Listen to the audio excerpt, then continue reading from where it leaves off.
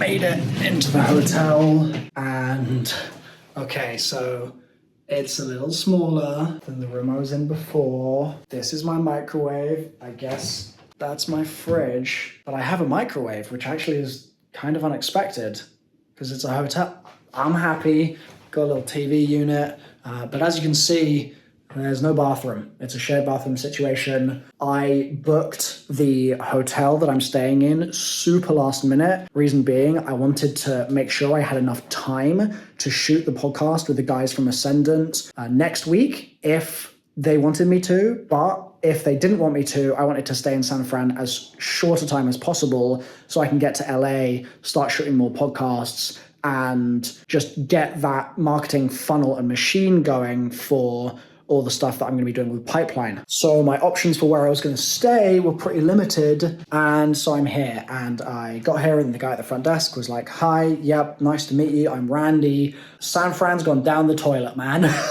He was like, since the pandemic, the government has just let the city just fall apart. So that's a nice way to get to a city and get introduced to everything. He was really nice though, but yeah, it's a hotel with shared bathrooms. So taking showers is going to be, consider this your daily dose of de-influencing, where I'm not like living some lavish influencer lifestyle. I'm actually staying at pretty much the cheapest hotel that I could find, which didn't look like I was going to get murdered inside, because some of them really look like that. So I'm actually going to jump on a call now with Snoopy, who's co-founder of Pipeline, and try and get his approval on making this video and talking about all of the core stuff that I'm going to be working on with them as their kind of creator in residence type thing. I'll explain more about that as we go, but I got to jump on the call because he's waiting for me, so we'll do that now. So I have your green light to post the vlog, yeah? Absolutely have my green light to post the vlog. Hit the button. Hell yeah. Oh my God, I'm so excited.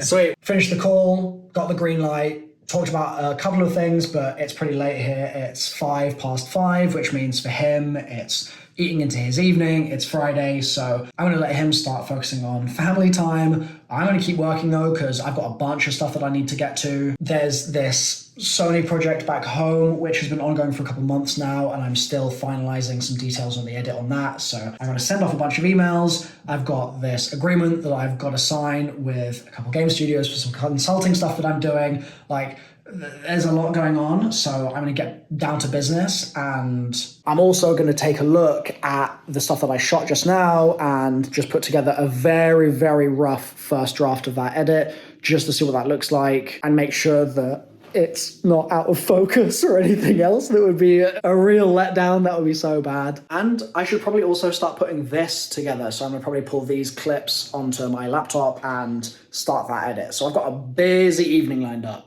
Oh, and I want to try and go to the theater at some point too. I hear that there's a bunch of fun stuff happening in San Fran. So much to do. This is just the easiest way for me to really quickly show you what this is and upload it with my internet in this hotel. So yeah, essentially this is what the pod looks like in the Ascendant Studios like little pod space. And the idea is that this way we have a wide, I can crop and I have a single shot there, and I can crop and I have another shot there. So we can repurpose this for whatever we want. We do unfortunately have an issue of there is a little bit of sort of weird focus breathing going on. So the second video especially, focus isn't so good, but it's okay.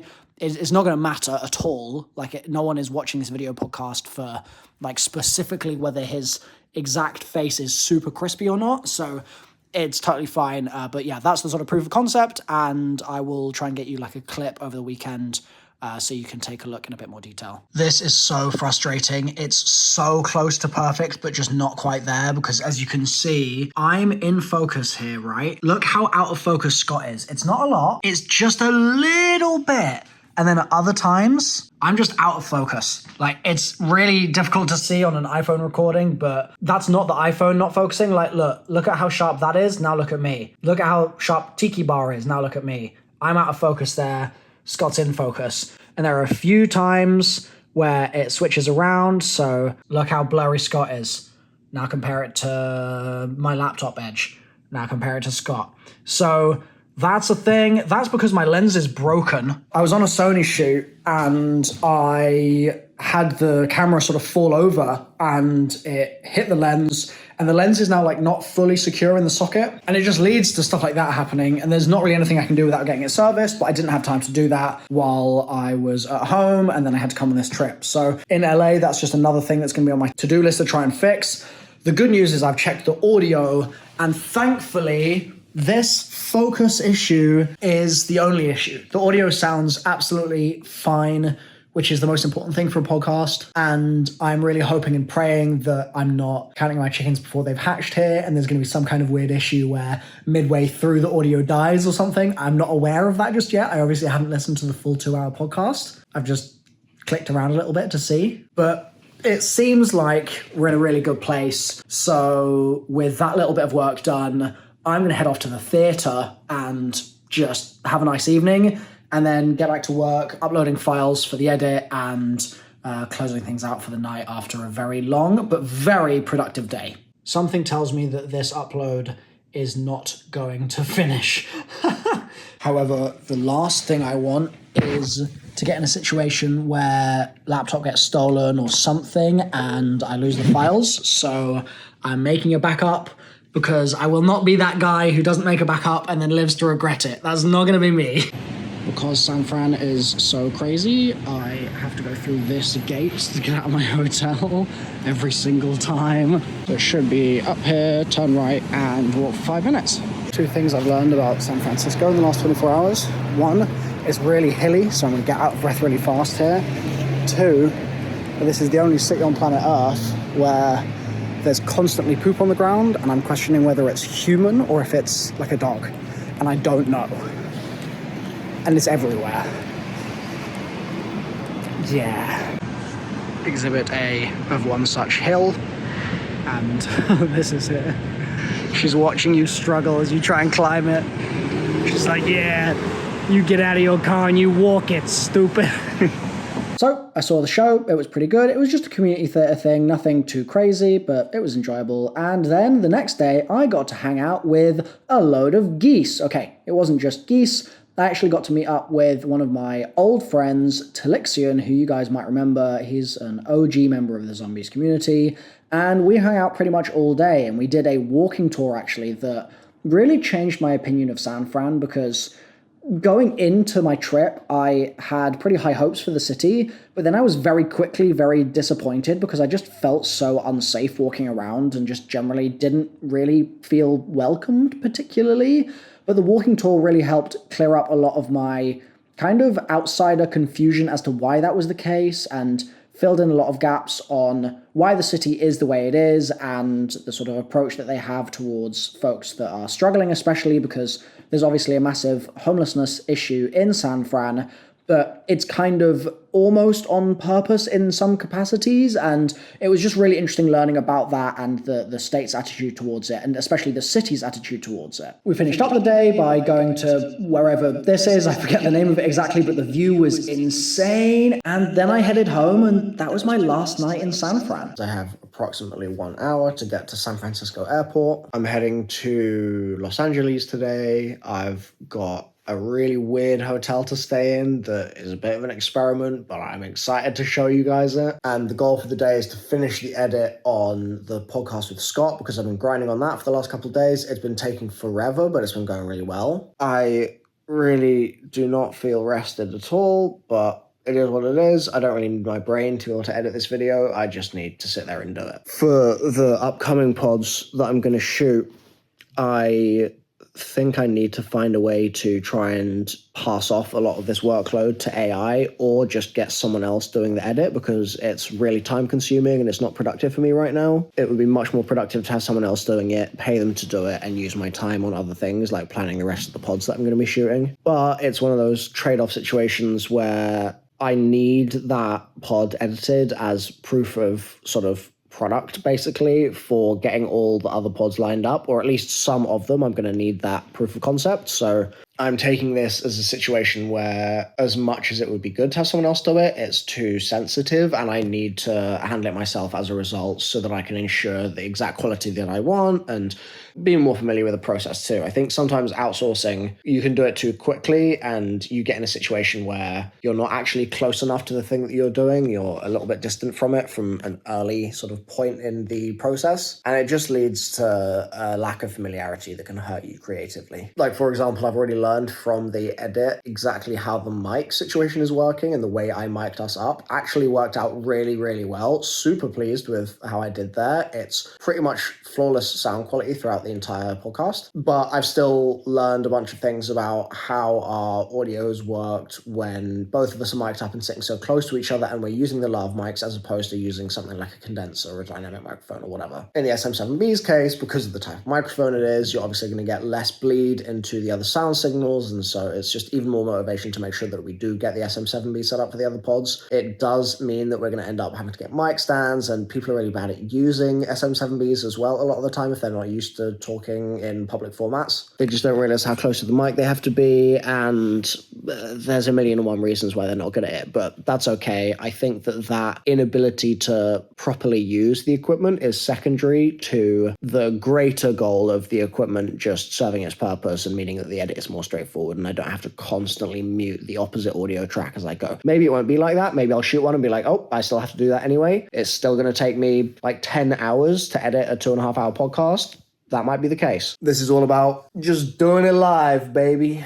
Seeing how it all goes. So I'm going to pack my stuff now and get ready for that flight. So I realized I had a little bit of extra time this morning, so I'm squeezing in a little bit of edit here, and I thought I'd just show you some of the sort of choices I'm having to make. So I'm cutting a lot of ums and ahs and that sort of stuff, just trying to make Scott sound as good as possible. Obviously don't want him to watch the video back and sort of wish that he spoke in a slightly different way or anything. Like I want to make my guests feel good. So there's quite a lot of cuts like that, but then also I'm having to do this thing where I'm jumping between tracks. So this is camera audio, ignoring that, just using it as a reference. This is my track and this is Scott. And so when Scott's talking, he quite often makes noises like this. Dead Space and seeing videos about just a little yeah. I do that a lot less because I'm conscious of it and I know that this is something that I don't want to be everywhere in the recordings. So there are sections where when he's mainly talking, I'm hardly interjecting. I've got one or two sort of confirmation statements just to make sure that he knows that I'm listening to him. But beyond that, there's very little in between. Whereas as you can see just here, he's talking to me a bit more as I'm talking, which is totally fine. It's not a problem at all. It's just a conversational style. But because our mics are so close together, mine on my chest, his on his, it means that if I allow this track to just extend here and just be there low level while I'm speaking, this is what it sounds like. That would have been something that you would have pitched and... That's his mic. And you can hear my voice a lot coming through that mic. And the difference in quality between what I just played and this... That would have been something that you would have pitched and Brett and the other... Infinite. It is so much better having the track isolated here. And so I'm just manually going through the entire thing and making a billion cuts and just gradually switching between tracks. And there are points where we overlap and it's difficult. So here, for instance, we've got a bit of both going on where I'm talking and then he starts responding, but I'm still needing to talk. So I've got both of us here, and it does mean that the sound gets a little worse, but it's okay because it's the chaos of the moment and these things are always going to happen. It's never going to be a perfect system. Spec Ops The Line? Yes. Yeah. Which, just... Oh no, it's offset. Why is it offset? Oh my God, I've just discovered a massive issue in real time. Jesus Christ, why is this like this? It is. I left backwards. Access, I mean, I basically... So that was okay. What the hell's going on here? Is my mic? What the... Oh God. Entry into the industry. Wait, that's fine too. What the... I'm so confused. What is it about this clip that's gone wrong? This is lined up with camera audio fine. This looks like it might not be. Did I accidentally shift this one clip and I just found it while recording this? That is so lucky. Yes. Yeah.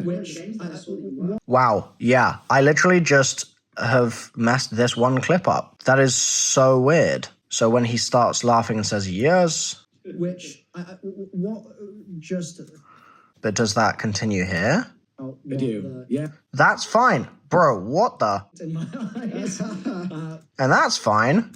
Spec Ops is one of my favorite games of all time. Yep. So anyone that What the hell? did Access, and one of the games that I saw... Well, there's no cuts in this block. So what I'm going to do is I'm going to get rid of these. I know that this is in the right place. And then I'm just going to re-edit this, and I'll just do it with you on the camera here. Oh, that'll be why. I've jumped some clips around in the order here just to make the conversation flow a little better, which I wouldn't normally really do, but in this instance, it just makes a significant difference, and it avoids sort of some confusing backtracking. So it's definitely preferable. Let's see. While you were there. Yes. Spec Ops. So what I could do is I could cut that that I had as well. This is going to be a little awkward to do with the camera in my hand. I just need to be able to press my hotkeys, but let's cut that. And hopefully this now sounds pretty good. Was Spec Ops the line? Yes. Which, when Access hired me, they just... Perfect. Okay, so that's exactly the sort of stuff that I'm doing, as you can see. It's going well. I think that it's going to be a really fantastic podcast. I don't yet have a solution for cropping in on our faces when we're talking. I really hope I can automate that somehow. There's got to be some kind of AI program that can do that for me. And as a result of that, I also don't know how I'm going to pull shorts from these. There's definitely people out there that I could just hire for $15 a short or something to make 1,000,001 shorts from these, but I don't know if I trust their quality. It's really hard to find reliable people for that sort of stuff, and it's really easy. Like, if I went through as the editor that was being paid for this, not as me, and I was tasked with pulling 50 shorts from this, I could do that so fast if I was sort of tunneled on it and turn around those 50 shorts in like a day. That could be a full day of work for the 50 shorts. That's 50 pieces of content, but it's over, let's call it, I don't know, 10 hours. That's a lot of time. I might even need less, but call it 10 hours. So that's 5 shorts an hour. So call it 10 minutes a short with some room as a buffer. And I think that's so doable because essentially once I've finished off the edit in this way, all it is going through the thing, setting in and out points, generating captions, which Premiere does automatically for you, putting the style on the captions, which Premiere does automatically for you, and then shifting the word placement slightly and fixing any of the captions that the AI got wrong when it was transcribing.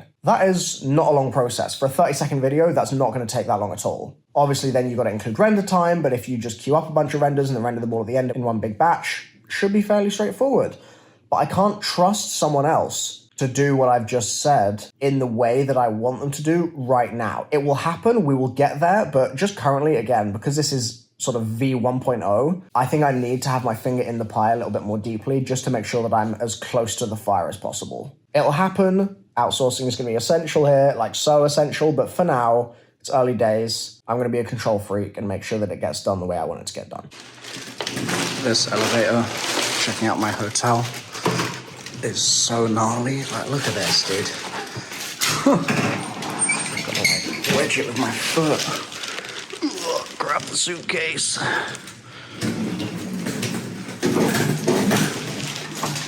Jesus Christ. My God. Not basement, ground. Oh, gotta hold it for 2 seconds. Yeah, forgot that's how it worked. Off to the airport. So bag drop was really easy, but security looks like hell. Look at this.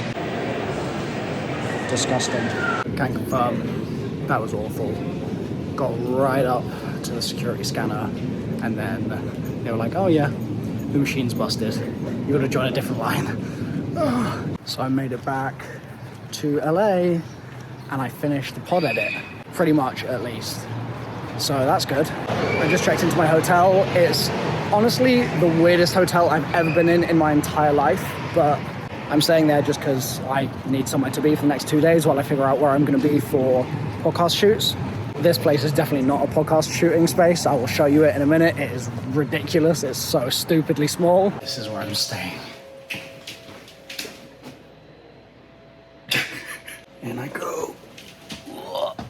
This is home for the next 2 days. So in this little kind of pod hotel complex thing I'm staying in right now, I haven't been able to get into the like lobby kind of area, the lock on the door's just not working. So I've been having a business meeting in the gym using this bench as a laptop stand. I've just talked to Snoopy about a bunch of things. One of them is where this vlog is going to live alongside where the podcasts that we're doing are going to live, and just how to sort of correctly funnel people through to that target course that we're selling or the membership that's available with the pipeline and that sort of stuff. I built out this whole scrapbook of ideas of like figuring out exactly where each of our customers live and who those customers are and what kind of content they consume and what they would or wouldn't be interested in adjacent categories.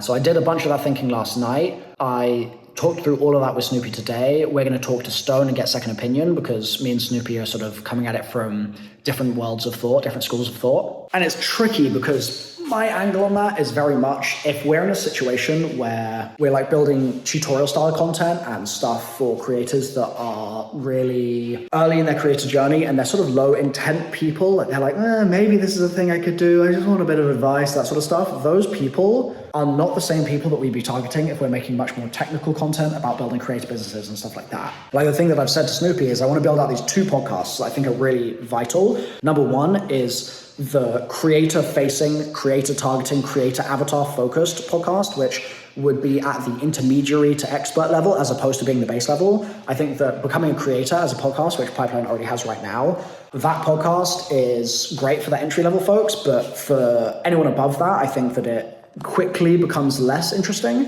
And so the phrase that I came up with last night, or the title I came up with last night, because I did a lot of thinking and brainstorming about titles, is the Creator Business Handbook. That way it's kind of got the flavor of being business focused, and it's got the flavor of no longer being like, oh, this is how I got 1 million views, but rather it's, here's how I monetized those 1 million views. Here's how I built products to sell to those 1 million views. Here's how I scaled my team once I got those 1 million views. It's like that sort of things. It's making it more about the industry and the real life of being a content creator, as opposed to something that would be more of a fake, to put it in not ideal wording, but more of a fake look at like day in the life of a content creator. Like that's more floaty, more sort of cutesy, but much less actionable, really high value high signal info. And then separate to that, there's sort of 2 things here, but one of them I'm shelving for now. But I've got a lot of access in the industry. I know a lot of people. I've got a really massive network. I've got both creator friends that I know and also brands and folks that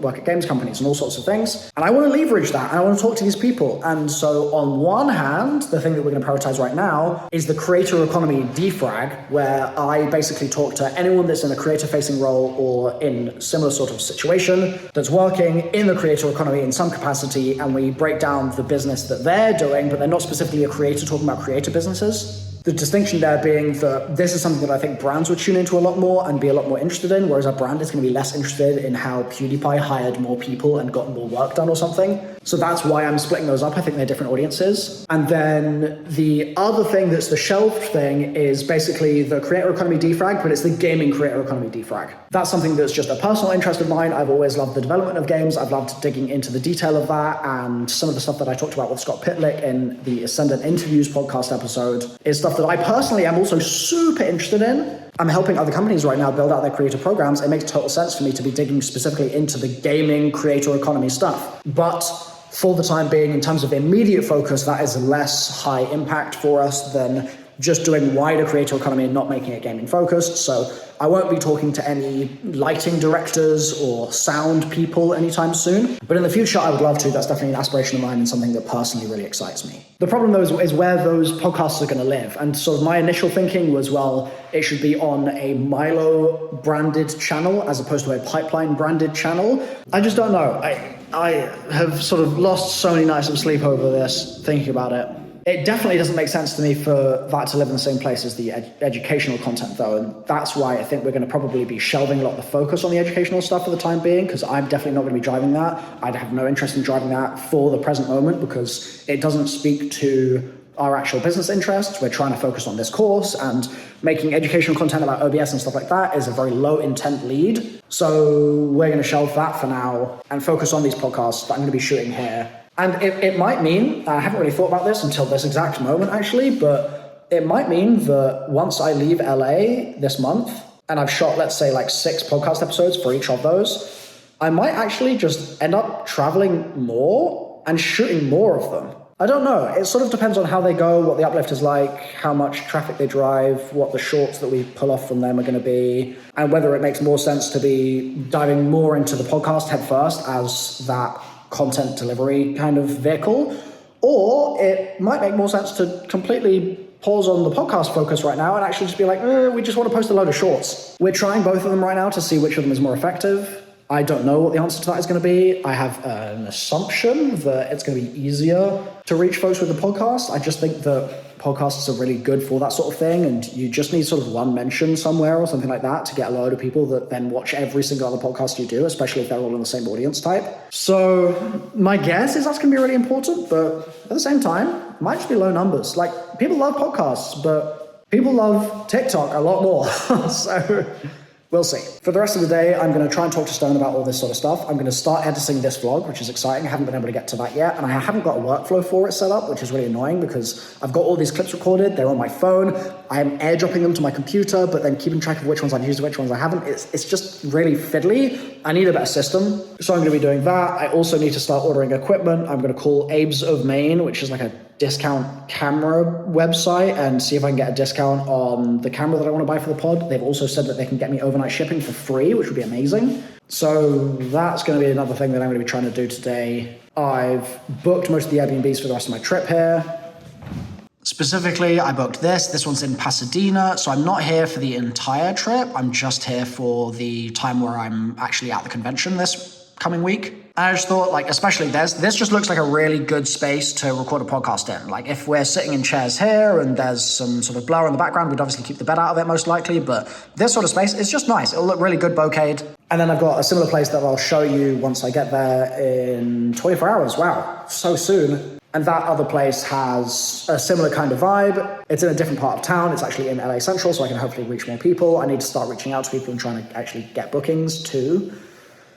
So yeah, there's a lot to do, man. If anybody wants to help me edit this, please let me know.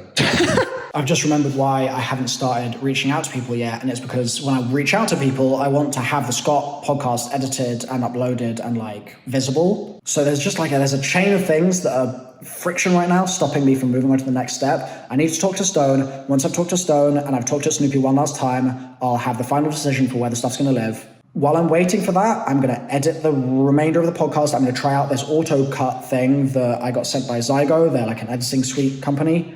They provide creative editing services. They sent me that to say, hey, try this. This is something that we've sort of seen some success with. So I'm going to give that a go. I'm also going to record the intro for that. I'm going to do that probably now. So intro for the pod, edit the rest of the pod, render the pod, upload the pod to the place that I decide where it's going to live with Stone and Snoopy. And then as soon as that's done, probably simultaneously post the first episode of this vlog, which I'll also be editing today, and I'll be able to decide exactly where that's living once I talk to Stone and Snoopy as well. And then this evening, start reaching out to folks and trying to get podcast bookings for the rest of this week and next week. Bingo, that's an action plan. Okay, let's do it. It's been a tough day today. Oh, there's a dog. Hello. Yeah, it's been difficult. I've really been focusing on that podcast edit. I was really struggling to get the intro shot. I tried outside, it was way too windy, it was way too noisy. The place I'm staying right now, there's like nowhere to do it inside. Eventually tried to basically book out this kitchen area. Then there's just a guy in the kitchen, so I had to wait for that. It's just really difficult. Now there's a random alarm going off. I have no idea what that even is. Haven't eaten all day, so I'm gonna try and get some food now. Food secured. She was so nice. I literally doubled the amount I had to pay. It was like $14. I just gave her 30 because she was just so friendly. She like brightened my entire evening. I feel good now. So I'm going to chow down on this and then get the upload started because I started the render on that while I was out. And then think about thumbnail. Oh my God. Forgot about the thumbnail. Well, this is a fun development. I've just got an email saying the hotel that I am checking into in 12 hours from now has cancelled on me. It says it's because of an invalid card, which doesn't make any sense because I've been using my card today and it's been fine, and I don't get it. So I'm gonna have to look for a new hotel the day before. Oh my God, this is... I can't get started on recording more podcast episodes until I'm in that next hotel. And I've been like waiting, sort of biding my time while I've been here This is so annoying. This sucks so much. I have just gone on the website to see if that place is available, and it's not. So what I think they've done is they've cancelled on me last minute, not because there was any issue on my side, but actually because they just didn't want to host me for some reason. It doesn't make any sense to me, but that's the only explanation I can think of as to what's going on here. And there's like nothing else that's good on booking.com. So I'm in a really tight spot. I'm just gonna have to spend loads more money than I wanted to because of this. It ruined my evening. So frustrating. I may have found a solution. It is so cute. Look at this. It's a bit more expensive, and there's a chance that they don't accept my request to book it because it's obviously 12 hours before I'm meant to be checking in, but look how cute this is. Obviously the bed's not going to be in the shot, or at least I hope it's not. But I feel like this could be a really, really good background. It's got some nice pastel colors. We could arrange the sofa and the chair to be just a little bit better for the shoot. Have this in the middle. Like, that could work great, right? So I'm hopeful, but I have just had a notification on my phone that this phone is running out of storage. So I need to get all of this stuff off the phone onto the computer so I can edit it, which I'm going to do now.